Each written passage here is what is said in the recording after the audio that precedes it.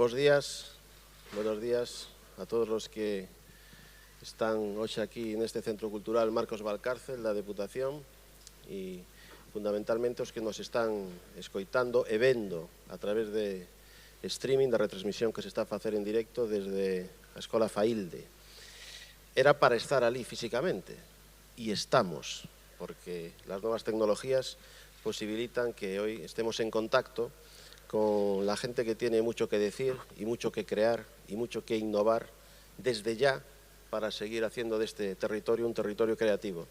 Lo hacemos organizando un año más la Ourense ICC Week, el marco de las industrias culturales y creativas, en esta sede que es propiedad de la institución que lo organiza, de la Diputación Provincial. Soy Manuel Baltar, el presidente de la Diputación, y lo hacemos en unas circunstancias que, como todos sabemos, la pandemia ha provocado que sean así, pero que nos llena de absoluta satisfacción el contar con una persona que hemos estado persiguiendo durante varias ediciones y que por fin hoy está aquí en Ourense. Lo hacemos además en el marco de una exposición, que es la exposición de un coleccionista, de Alberto Sánchez Runde, de Ibiza, que es una de las colecciones más importantes del mundo que hay, que tiene que ver con los Rolling Stones, ¿no? Y hablando de diseño gráfico, y esta exposición forma parte también de la ICC Week, pues tenemos detrás de nosotros a la famosa lengua, la icónica boca y lengua, que ha dado nombre y sobre todo imagen de un grupo tan legendario, el más longevo de la historia del rock and roll, y que apareció por primera vez en la contraportada de un LP del año 71 que anda por ahí, Sticky Fingers. La gente cree que esto lo diseñó Andy Warhol, porque Andy Warhol hizo la portada, pero la contraportada era de un estudiante de diseño gráfico del Royal College of Art de Londres, John Past, por la que Mick Jagger le pagó 50 libras.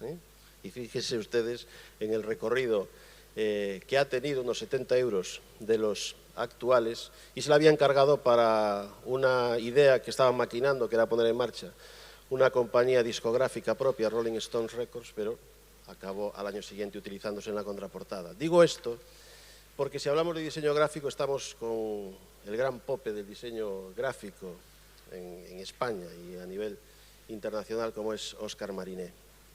Tuve la oportunidad ayer de escuchar una breve intervención en el acto inaugural que celebramos en el monasterio de San Esteban de Ribas del Sil, y hoy pues vamos a tener el privilegio de escucharlo durante más tiempo, de escucharlo, verlo, cómo gestualiza, cómo comunica, porque el diseño gráfico es comunicar, el diseño gráfico es llegar, el diseño gráfico es tener el atractivo suficiente para que algo te encante por lo que ves, y que después te sientas propietario de esa idea que se pretende vender, sea la frescura, la originalidad, la creatividad, etcétera, etcétera.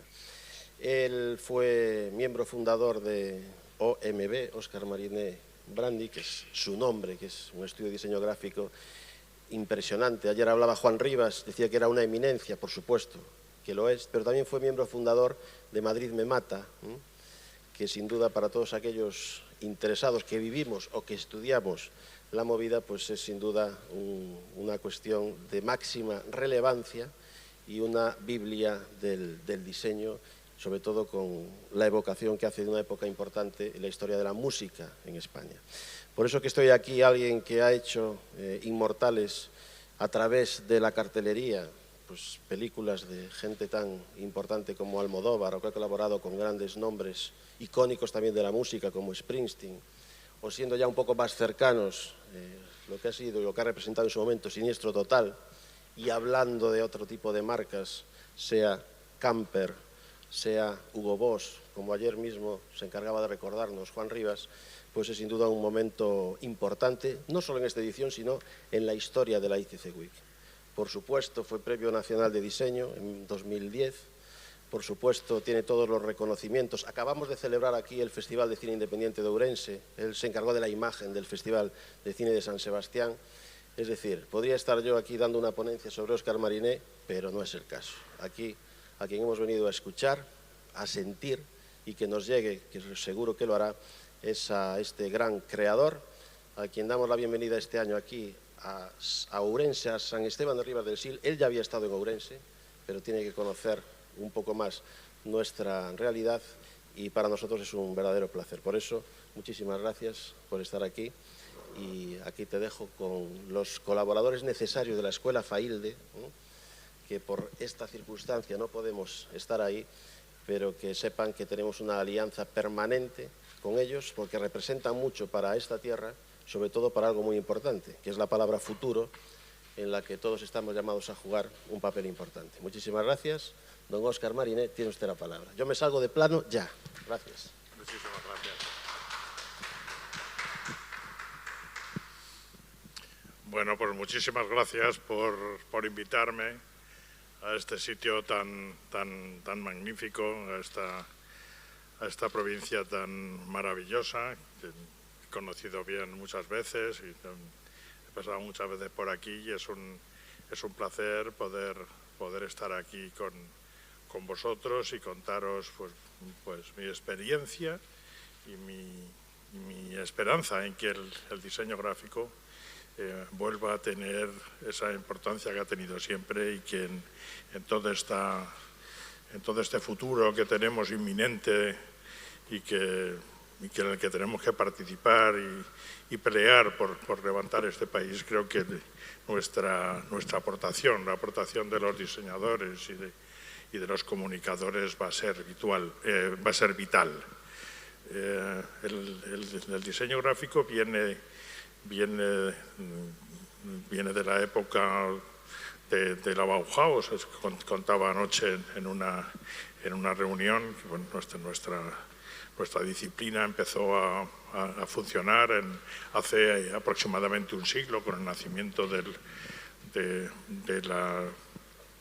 la Bauhaus y la utilización de determinados artistas visuales que empezaron a trabajar y a construir nuestra profesión.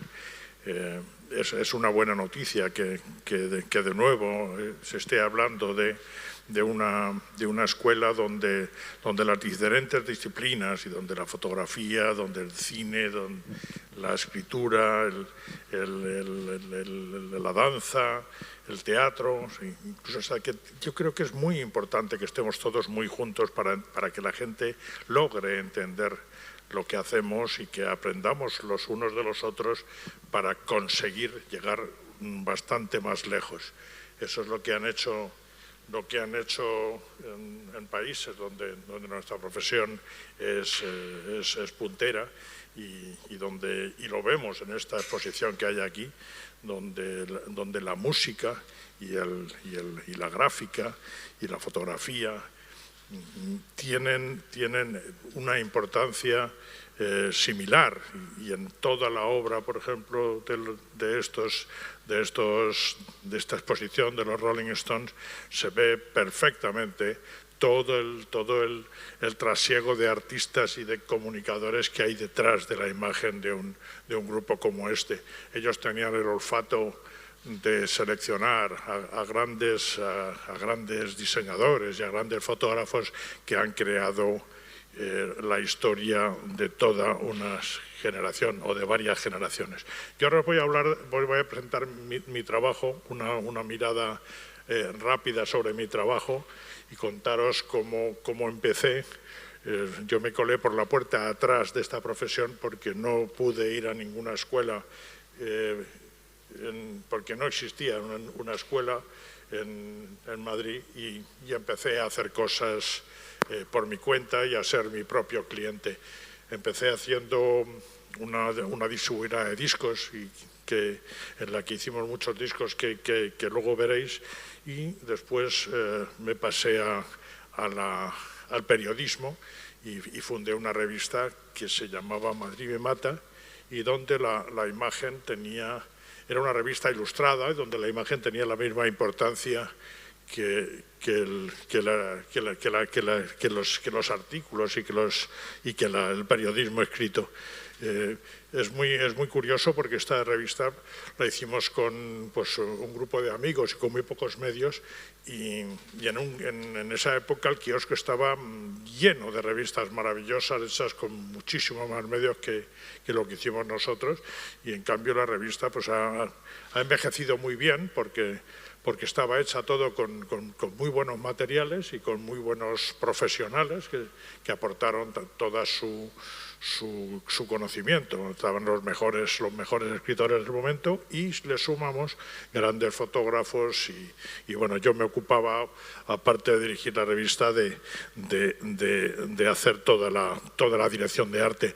Era muy novedoso en aquella época que un diseñador y un director de arte dirigiese una revista, y tanto era así que poníamos, es decir, como que Moncho Alpuente, que fue mi socio en este proyecto, firmaba como artista invitado, incluso poníamos en cada número, había un colaborador que firmaba como director para legalizar el proyecto, porque no sabíamos si era legal o no que un director artístico fuera el director. En esa época también organizábamos conciertos, hacíamos todo tipo de cosas para publicar la revista. Y este fue el primer concierto que organizamos como Madrid me Mata, y este cartel, yo creo que fue mi primer cartel en el que además de director de arte hice de ilustrador, y me hice toda esa ilustración donde la programación está escrita en el periódico. La gente valoró tanto ese trabajo y esa forma de hacer un cartel, que el concierto se llenó cuando los Psychedelic Furs era un grupo absolutamente desconocido en Madrid, y llenamos el concierto. Después, esto fue mi aportación a un grupo que se llamaba Siniestro Total, y que le hice los primeros discos. Esto es una recopilación en CD de toda su obra, donde estaba el logotipo del grupo, que era el coche del padre de los Siniestro, y que lo estrellaron, tuvieron un accidente de tráfico, y de ahí se les ocurrió ese magnífico nombre. Era el coche más feo de la historia de la automoción, un R12, y así estampado tiene mucho más atractivo que cuando estaba nuevo. Después hay algunas frases que no quiero comentar porque estamos en una clase seria. Y bueno, este es el cartel otra vez con el icono del coche, y les hice toda la imagen desde el primer disco, que fue un acontecimiento, porque fue el punk gallego, el punk gamberro, eran tan jóvenes que hicimos una imagen que estaba más cerca de los niños que de los mayores, y les caricaturicé con sus caras y con la portada de los Dalton, famosa. Y luego las frases tan fantásticas que tenían, como el menos mal que nos queda Portugal, o el mismo cuando se come aquí, o el beneficio de todos, que giraba en el disco y se ponía contento o triste. El segundo disco con Bob Hope y un vaso de leche, y luego la gran interrogación, que han tenido mucho tiempo. Otro disco fue los Rodríguez, que fue un grupo que fue la primera vez que un grupo argentino funcionaba en España, y le hicimos una imagen para que no solamente funcionase. O sea, la imagen, como veréis, es muy española, o sea, lleva los colores patrios, sin que eso llamase la atención a nadie, pero hicimos que ese disco funcionase a nivel en Argentina, en México, en Estados Unidos. Es un disco glorioso y que supuso el gran lanzamiento de los Rodríguez.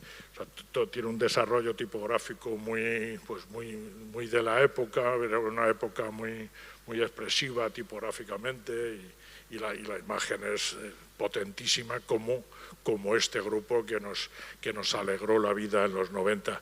Es un grupo magnífico y necesitaba ese trabajo. Después hicimos ese disco recopilación, que fue esos discos de despedida que son tan tristes, y además estaba todo el mundo muy disgustado de que se dirigieran los Rodríguez. Hicimos esa portada que fue una bomba y que hizo que es vender muchísimos ejemplares a ese disco y que fuera un disco alegre, no es un disco triste, y tiene una portada que muchas veces tanto Ariel como Andrés Calamaro estaban fascinados con esa portada tan como de disco de época. Después Andrés hicimos Alta Suciedad y nada, Andrés éramos muy amigos, nos hicimos muy amigos a partir del primer disco, y me pidió que le hiciera un disco donde él se pareciese a Bob Dylan. Las portadas de Bob Dylan, que siempre llevaban una foto, eran unas portadas geniales, estaban hechas por los mejores, ni más ni menos que por los mejores fotógrafos del mundo. Hicimos esta portada donde el señor Calamaro, interpretando a Bob Dylan con esas gafas y esa melena, y con un gran fotógrafo también. Es un trabajo que aparentemente sencillo, pero muy difícil de hacer.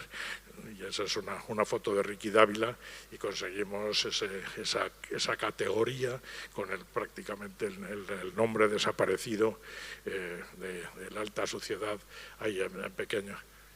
También pues otra aventura, hacer la gira la primera gira por España de Bruce Springsteen, y este cartel era un cartel pues, en el que nos salimos de pistas y cogimos una foto donde en su descapotable le pusimos de fondo la ciudad de Madrid.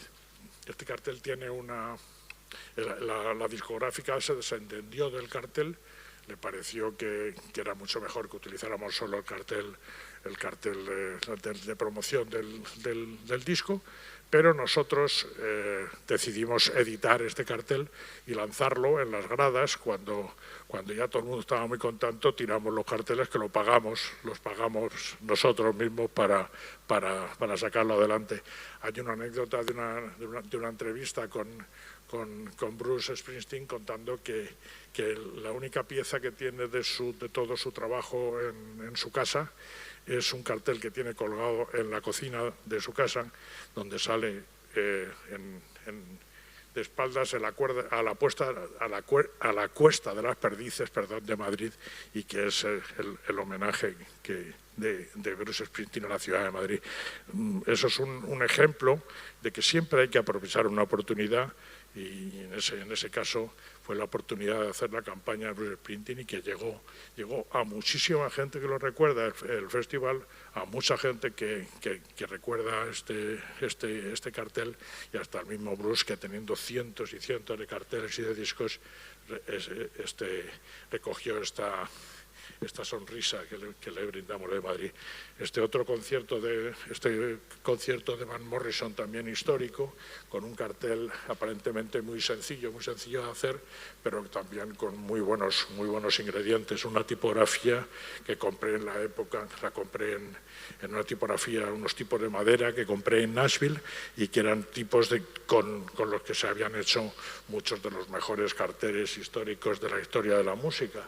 Y cuando lo vio Van Morrison o el propio Donovan o Mick Taylor o Eric Burdon, veían estos carteles que se hicieron con el patrocinio de Estrella Galicia, pues se sentían fascinados de ver cómo el paso del tiempo había permitido que hubiera gente que todavía se interesase por este tipo de gráfica y por estas tipografías legendarias que contaban la música desde sus inicios. Estos aparte llevan estos degradados psicodélicos que tanto marcaron esa época, ¿no? Me gustan todos, pero especialmente el Eric Burdon, ¿no? con esos colores tan especiales. unos carteles magníficos. Otra época y otro estilo, estos son carteles de teatro, hechos pues hechos en una época que todo lo hacíamos a mano. Este cartel es muy gracioso porque nos lo encargaron una mañana y había que tenerlo a las 5 de la tarde y está todo recortado, el culo está recortado en una revista, el sombrero también.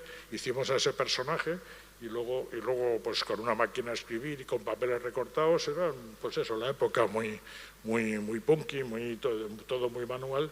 Y luego todo está pegado sobre un papel y luego, como entonces fumábamos mucho, había muchos ceniceros llenos de colillas, pues metimos la mano en el cenicero y con toda la ceniza lo pues pasamos por encima y le da ese carácter tan nicotinoso y todo manchado, pero vamos, un cartel graciosísimo, porque no como ahora que todo el mundo te llama para que hagas un cartel para dentro de 2 horas, pues hacer un original de ese tipo pues fue gracioso. Albert Pla fue otro cliente que vino él personalmente al estudio diciendo que le habían mandado para hacer un cartel, pero que odiaba a los diseñadores gráficos y que bueno, que se esperaba allí como si estuviera el dentista, y le hicimos el cartel. Cuando lo terminamos dijo, pues no está mal, me gusta. Y nada, así, cartel duro. Johnny cogió su fusil, pues un cartel con letras psicodélicas, esas. Absolute Marine fue el lanzamiento de la campaña americana de Absolute en Nueva York. Llegué a Nueva York en una época en que el estudio funcionaba regular, en los años 93, y me fui a Nueva York y empecé a pintar estos personajes y lo presenté a una revista para ver si me encargaban algún trabajo, y la revista lo presentó Absolute y bueno, el cartel acabó ganando un concurso de comunicación de Absolute, que era la marca más importante que había en el mundo y que utilizaba la imagen de un pintor o de un artista gráfico. En este caso entendieron perfectamente lo que era un artista gráfico y lo que era ese toque del arte callejero que en ese momento, en los 90, estaba muy presente en Nueva York. Los personajes que hice les parecieron tremendamente innovadores porque no se sabía la raza que eran, pero desde luego no eran ni orientales ni afroamericanos, y tenían pinta de ser hispanos. Y entonces, pues bueno, eso les pareció muy bien. La campaña iba siempre firmada con mi nombre, como las grandes campañas de los pintores anteriores. Cuando, aparte de la aparición en revistas, que era masiva y estuvo durante 7 años en marcha en todas las revistas de Estados Unidos, cuando hacíamos como publicidad exterior y grandes pintadas en las ciudades, esto me parece que es Chicago, poníamos unas vallas con las botellas de Absolute pintadas de color, pintadas por mí, pero no ponía nada, no ponía ni Absolute ni ponía nada. Y entonces pues ibas entrando y ibas viendo, había muchísimas vallas de estas. Y cuando llegabas al centro de la ciudad, al downtown, había una valla donde no ponía Absolute y solo ponía Marine con los personajes. Mira, fijaros las dimensiones. Las dimensiones eran, siempre pintábamos en rascacielos inmensos con unos murales tremendos.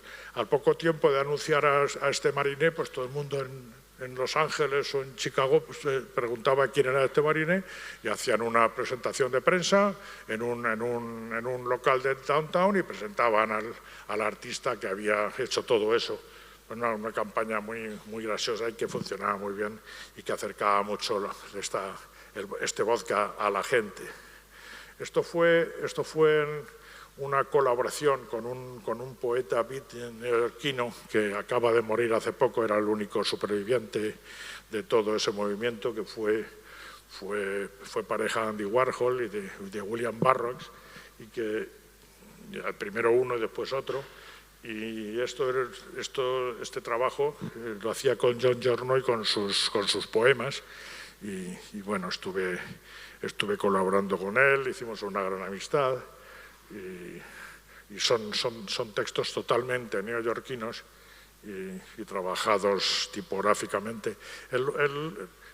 Aparte de hacer este trabajo mío, yo le ayudé con sus textos, pero él hizo un trabajo personal con estos mismos textos y le ha ido muy bien. Estuvo, antes de morir, triunfó absolutamente y empezó, y su obra por fin, después de muchos años de pelea, consiguió que fuese una gran referencia y ha vendido a unos precios espectaculares. Es decir, que bueno, conoció, después de haber peleado muchísimo, conoció unos años de bonanza.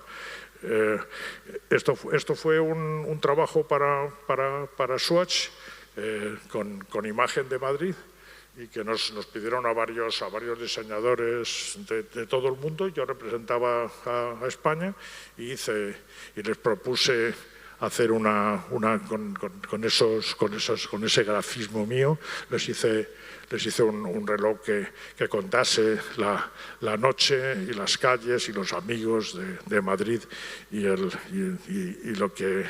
con la leyenda del Madrid me mata. Aparte de lo que era la presentación y el cartel, me gustó mucho hacer un reloj. Es decir, la esfera de un reloj es una cosa preciosa donde se puede mover un diseñador gráfico. Y entonces construí la esfera con la palabra Madrid me mata, donde, como veréis, están en vez de las horas, los tipos de Madrid me mata, con las 3 M's en rojo y además con el segundero también en rojo. Cuando trabajabas para un reloj de Swatch tenías una serie de armarios con todo tipo de piezas para los números, para los colores de los fondos, para las agujas. Es decir, que todo el reloj estaba perfectamente diseñado. Ese es ese salto que hay, esa delgada línea roja que hay entre el diseño gráfico y cualquier otro tipo de diseño. En el mundo entero el diseño se llama design, no hay esa frontera tan tremenda que hay en España, y que parece como si el diseño industrial crease riqueza e industria y el diseño gráfico no, cosa que es absolutamente falso. O sea, el diseño gráfico es tan importante y crea tanta riqueza y tanta importancia como cualquier, y es tan industria como la que más. Y entonces, bueno, pues esto era un reloj de plástico, y que gracias al trabajo de un artista X se convirtió en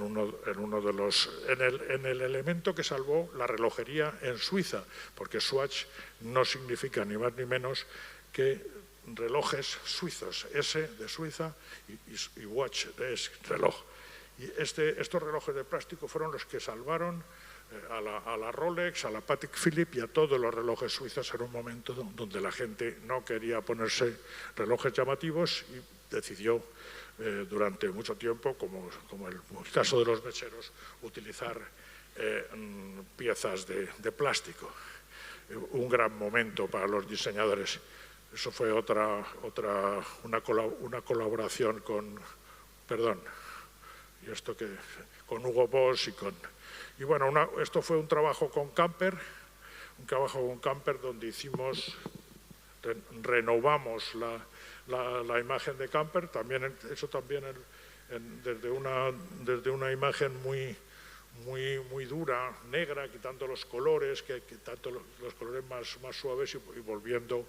Esto era un momento también muy influenciado por la estética punk y por la gran extensión de Martens como una marca fetiche en el calzado de los jóvenes, y Camper pues se apuntó a diseñar. Ellos también apostaron mucho más por el diseño de producto, pero sobre todo que la imagen de la marca diera ese contenido tan vital y tan especial que tiene Camper. Ayer contaba que cuando entrabas en una tienda camper y comprar unos zapatos, pues cambiabas de actitud, te sentías mejor, eras más simpático, un poquitín más alto y más sonriente.